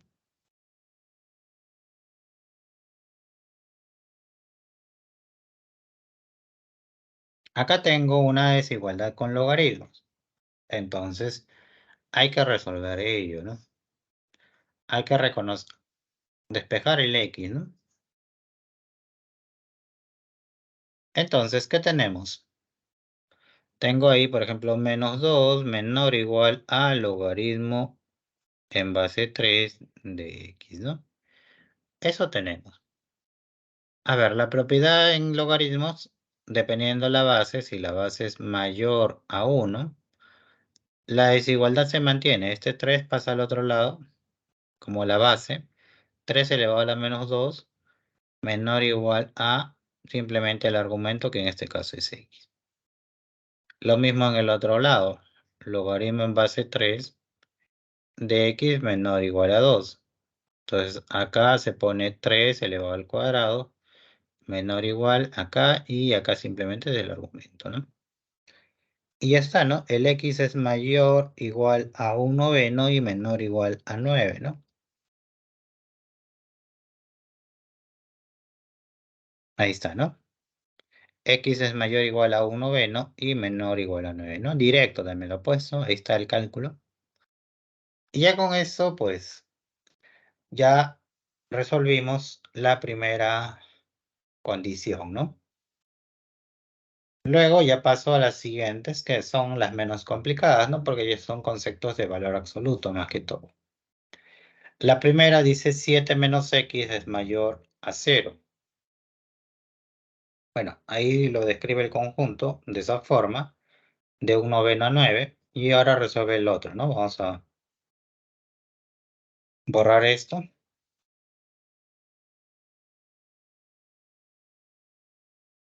7 menos x valor, en 7 menos valor absoluto de x mayor a 0 es lo mismo que escribir que el valor absoluto de x es menor a 7. Y por propiedad de desigualdades con valor absoluto, este x es mayor a menos 7, pero menor a 7, ¿no? Ahí está, ¿no? Por lo cual x va en intervalo abierto de menos 7 a 7. Ya tengo el segundo conjunto solución. Ahora desarrollamos la tercera condición. 7 menos valor absoluto de x es diferente de 1. Ahí está, ¿no? Este valor absoluto pasa al otro lado, el 1 pasa a restar, por lo cual sale que el valor absoluto de x es diferente de 6. Y si es diferente de 6, entonces el valor absoluto, simplemente yo puedo poner que x es diferente de 6 o de menos 6, ¿no? Eso implica por propiedad, ¿no? Ya está. Y bueno, la última condición es directa, ¿no? X es mayor a 0. Por lo cual ya tendríamos nuestros 4 conjuntos soluciones, ¿no? Me piden los mayores a 0, los valores entre un noveno y 9, los valores entre -7 y 7, abierto, y los valores reales quitándole el -6 y el 6. Con todo eso, pues sale, ¿no? Sale rápido, ¿no? Ahora vamos a hacerlo acá en la parte inferior. Vamos a colocar ahí entonces nuestro intervalo, ¿no? A veces una gráfica es más sencilla para entenderlo, ¿no? Tengo menos infinito más infinito. Y por ejemplo, grafico el primer intervalo, ¿no? Un noveno y 9. Un noveno cerrado hasta 9 cerrado. Luego me piden de -7 a 7. De -7 abierto a 7 abierto. Ya está. Hasta ahí lo común viene a ser de un noveno cerrado hasta 7 abierto. Eso es lo que va a importar, ¿no? Esta parte entonces es la que se está pintando en común. Ya a eso hay que quitarle el -6. Hay que quitarle el -6 que está por acá. Y hay que quitarle el 6, ¿no? Y bueno, los mayores a 0. Los mayores a 0 simplemente eran esta parte de acá, ¿no? Sigue siendo esta parte pintada, ¿no? De un noveno a 7 abierto, quitándole el 6. Ya. Y de acá me piden el número de elementos enteros del dominio. Entonces ahí los enteros serían 1, 2, 3, 4, 5 y 6, ¿no? No, hasta 5 nada más, ¿no? 1, 2, 3, 4 y 5. El 6 se descarta porque se está quitando. Y el 7 también se descarta porque el 7 ahí es abierto. Listo. Me piden entonces el número, ¿no? La cantidad sería entonces 5, ¿no? 5 elementos enteros que contiene dicho dominio.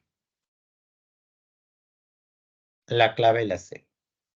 A ver, tómenle captura.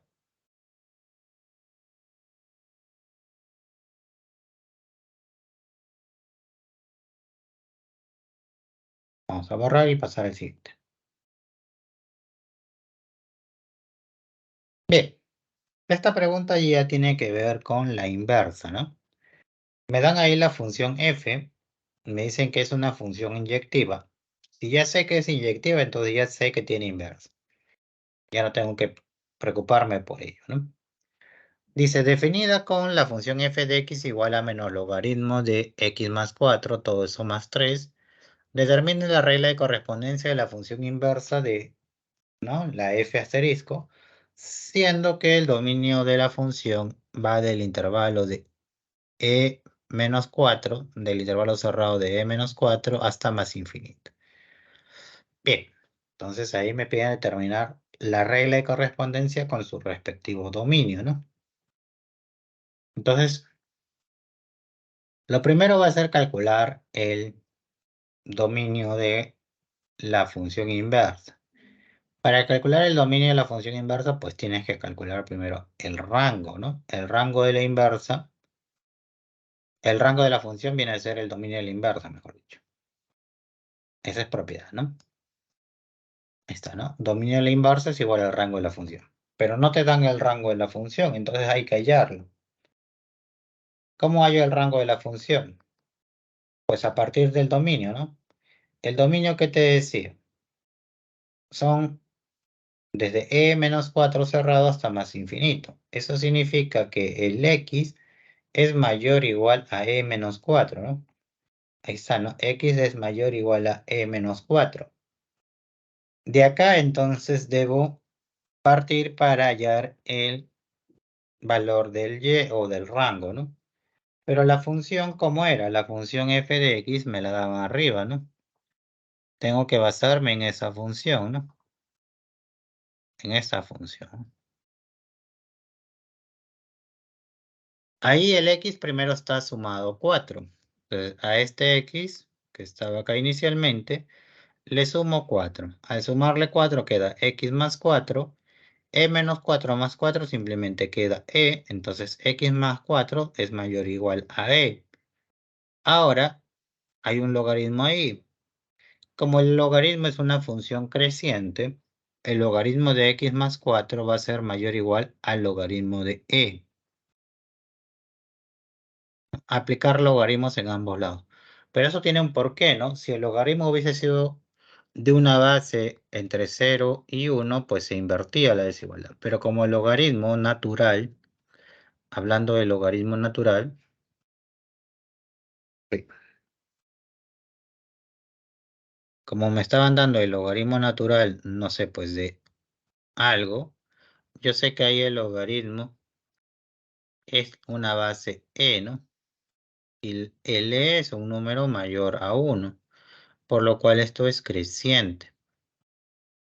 Entonces, si es creciente, si yo tomo un valor x más 4 mayor a e, el logaritmo sigue manteniendo la desigualdad. Si acá era mayor o igual, ¿no? Si acá era mayor o igual, ¿no? Entonces el logaritmo de x más 4 es mayor o igual al logaritmo de e y logaritmo de e es igual a 1. Ahora eso lo multiplicas por menos, ¿no? Porque hay un menos adelante, ¿no? Menos logaritmo de x más 4 viene a ser menor o igual a menos 1, ¿no? Al multiplicar por un negativo la desigualdad cambia su sentido, ¿no? Y por último se le suma 3. Menos logaritmo de x más 4 más 3 es menor o igual a menos 1 más 3 que queda 2, ¿no? ¿Qué he hallado? Pues el f de x. El f de x es menor o igual a 2, por lo cual he encontrado el rango, ¿no? Esto de acá es el f de x o el y, ¿no? Y conseguir el y es conseguir el rango. Ya tengo el rango de la función. Entonces, con ello, ya tengo entonces el dominio de la función asterisco. Ya tengo el dominio de la inversa. Entonces, el dominio de la inversa va a ser la primera o la tercera, ¿no? Y hasta ahí ya tengo mis posibles respuestas, ¿no?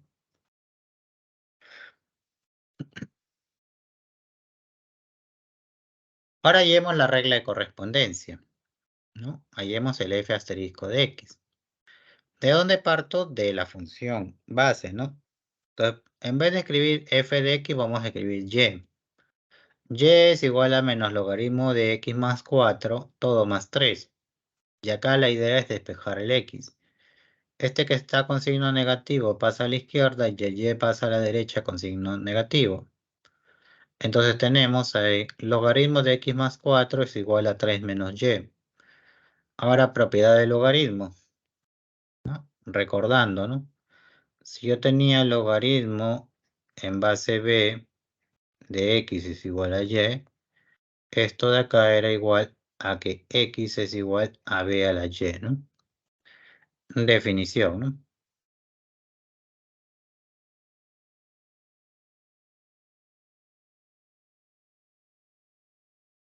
Teníamos ahí la definición, ¿no?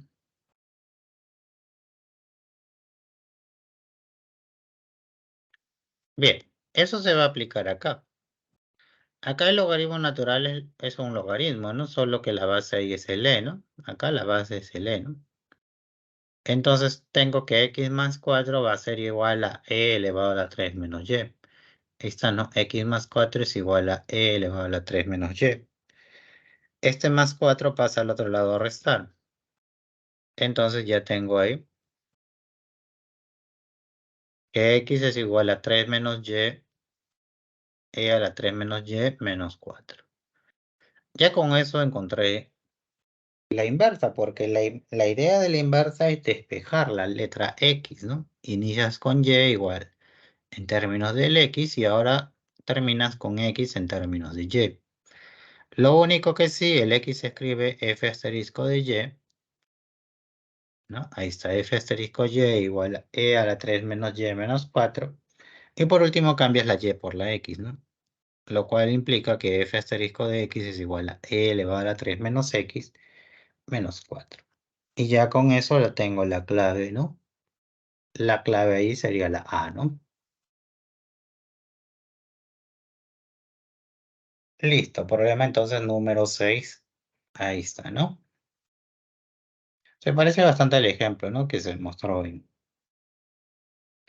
inicio, ¿no? La misma técnica, ¿no? Claro que en este se ha usado la función logaritmo, ¿no? En la que estaba en el ejemplo de la tarea era una función lineal, ¿no?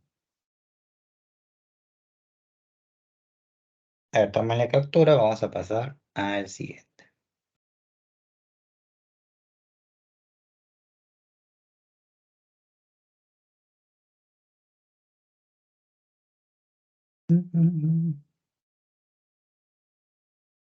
Bien, ahora un par de ejercicios creo que de cierre con aplicaciones, ¿no? A ver, ¿qué te dan ahí? Paco ha ingerido una pastilla efervescente de 0,3 gramos, cuya masa en gramos de esta pastilla depositada en el organismo de Paco está modelada por la función f de t igual a por 10 elevado a la k por t, donde t es el tiempo transcurrido en segundos de haberse ingerido la pastilla. Si la masa de la pastilla a los 10 segundos de ser ingerida es de 3 por raíz décima de 10 elevado a la menos 3 gramos, determine el tiempo transcurrido desde el instante de haberse ingerido la pastilla hasta que la masa de ésta se haya reducido a 0,05 gramos. Considere que el logaritmo de un sexto es igual a menos 0,78. Bien, a ver, acá esta es una situación de un modelo, en este caso exponencial, ¿no? Dice, Paco ha ingerido una pastilla fluorescente, ¿no? En este momento, la pastilla es de 0,3 gramos, ¿no? Al inicio, ¿no? Cuando ingiere la pastilla. Pero va pasando el tiempo y el tamaño de la pastilla, pues va disminuyendo, ¿no? Entonces su masa disminuye, ¿no? Disminuye poco a poco, ¿no? O bueno, no poco a poco, sino exponencialmente según esa fórmula, ¿no? Entonces, veamos qué debemos usar.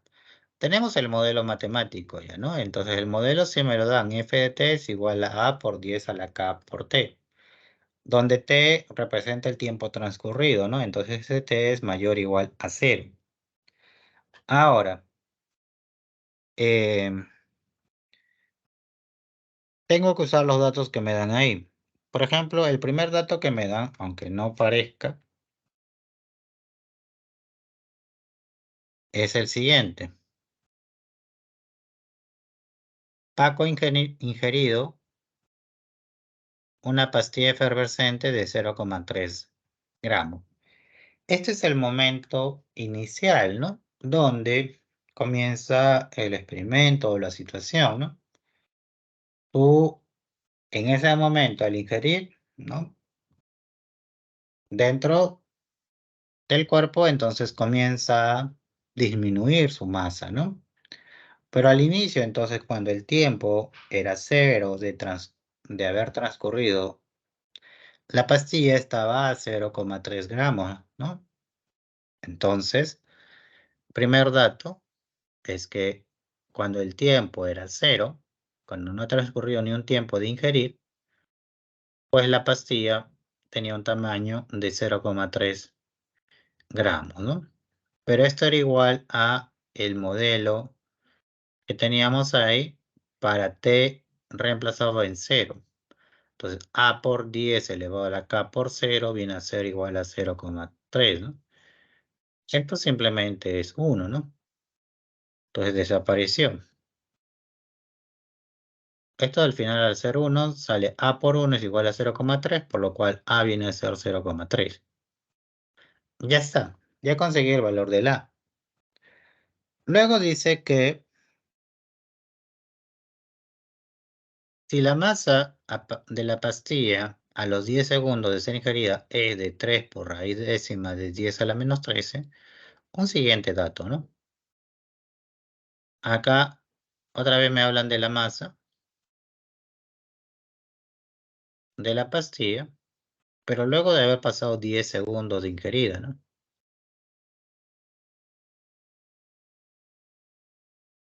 Eso es lo que dice ahí, ¿no? Ok, entonces ahí el tiempo de transcurrido es de 10 segundos. Es decir, mi t vale 10. Entonces, en el modelo matemático, a por 10 elevado a la k por 10, ¿no?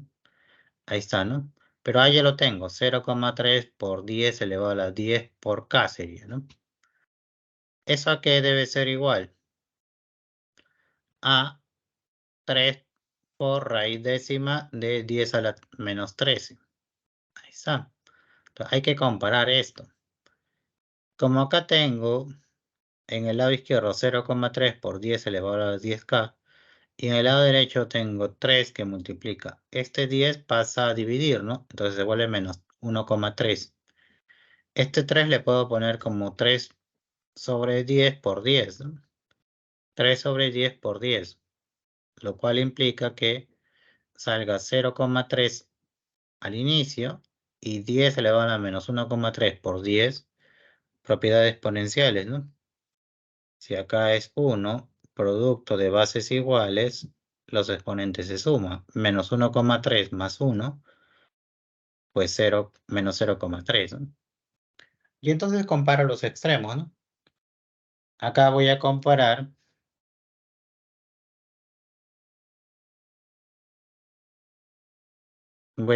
esto, ¿no? Esto de acá con esto de acá, ¿no?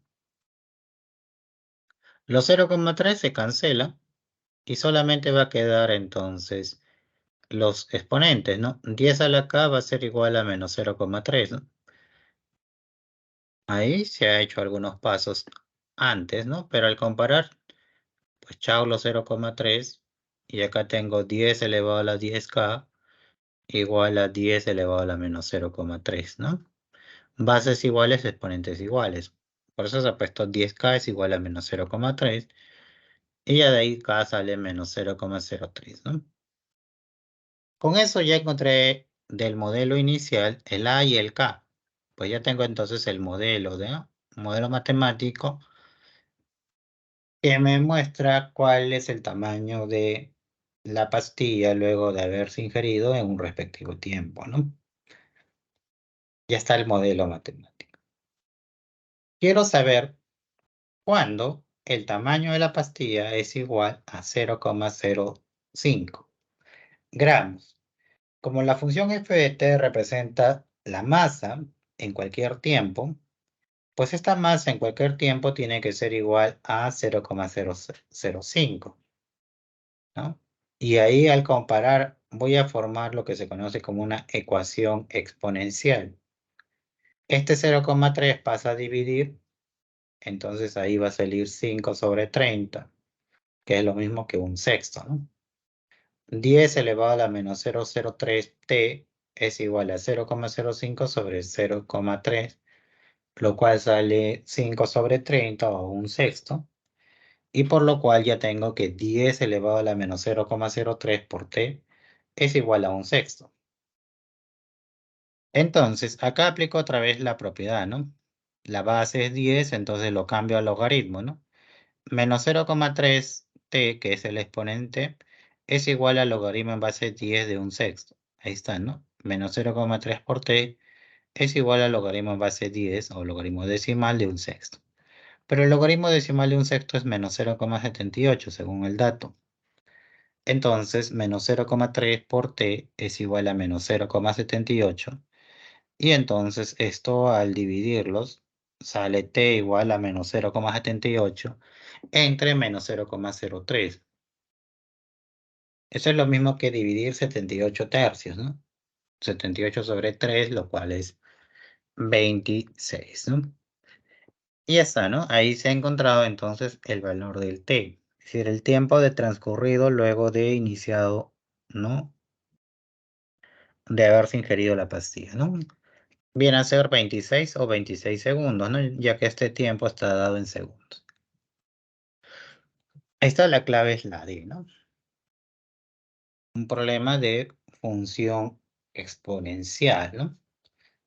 Obviamente, no solo basta con saber ello, ¿no? Tienes que saber propiedades del logaritmo y propiedades de la misma exponencial, ¿no? A ver, tome la captura.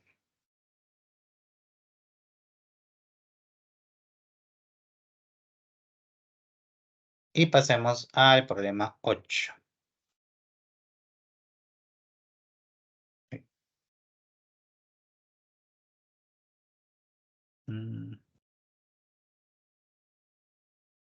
Bien, el problema 8 es un problema de interpretación. Dice ahí, en un laboratorio experimental se observa que la temperatura T en grados Celsius de un objeto depende de la variable que representa la temperatura del medio ambiente, M, y está modelada por la función inversa de, y me dan ahí f de x igual a, bueno, ahí es 4x sobre 1 más valor absoluto de x, donde el dominio de la función es igual al de menos infinito abierto a 0 abierto. Bien, entonces acá hay una relación o una correspondencia entre la temperatura de un objeto cualquiera con la temperatura del ambiente, ¿no? ¿No? Por ejemplo, digamos, ¿no? Tú sacas una taza, ¿no? De una, te sirves una taza de agua caliente, ¿no?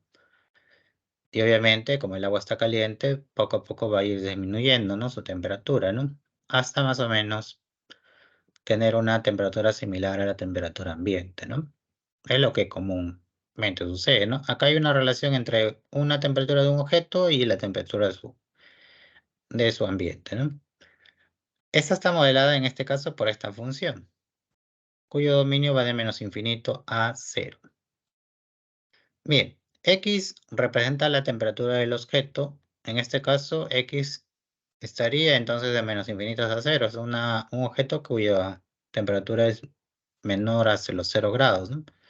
Y f de x viene a ser la temperatura del ambiente. Calcule e interprete t evaluado en 1 menos b, donde b representa el número de...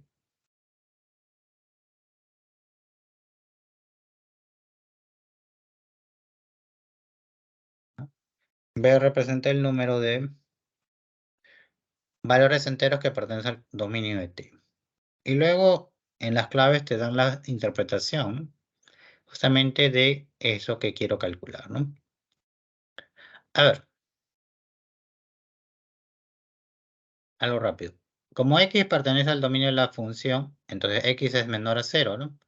Y si x es menor a 0, el valor absoluto de x siempre es igual a menos x, ¿no? Esa es la definición del valor absoluto. El valor absoluto viene a ser x si el x es mayor a 0 y menos x si el x es menor a 0. Y eso es lo que sucedió ahí, ¿no? Entonces la función f de x la puedo reescribir, en vez de poner valor absoluto, puedo poner 4x sobre 1 menos x. A esta la voy a acomodar de tal forma que,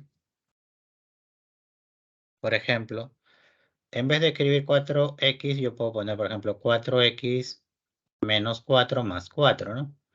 Sobre 1 menos x. Y entonces esto es lo mismo que 4 veces x menos 1 sobre 1 menos x más 4 sobre 1 menos x. Entonces ahí queda menos 4 al inicio más 4 sobre 1 menos x. Ahí está, ¿no? Menos 4 más 4 sobre 1 menos x. Ahora, ¿por qué hago esto? Porque como ya tengo cuál es mi x es menor a 0, yo puedo entonces primero calcular el dominio de la inversa. Al calcular el dominio de la inversa, ¿qué debo calcular? El rango. Entonces hay que calcular el y. Como x es menor a 0, pues le doy la forma. Para calcular el rango, entonces tendríamos que multiplicarlo por menos. Si x es menor a 0, entonces menos x es mayor a 0 y sumado 1 sería 1 menos x es mayor a 1. Le saco la inversa a esto. 1 sobre 1 menos x viene a ser menor a 1. Pero recuerda que 1 menos x ya era mayor a 1, es decir, ya era positivo. Entonces la inversa tiene que ser positivo, ¿no? Esta es una propiedad bastante importante, ¿no?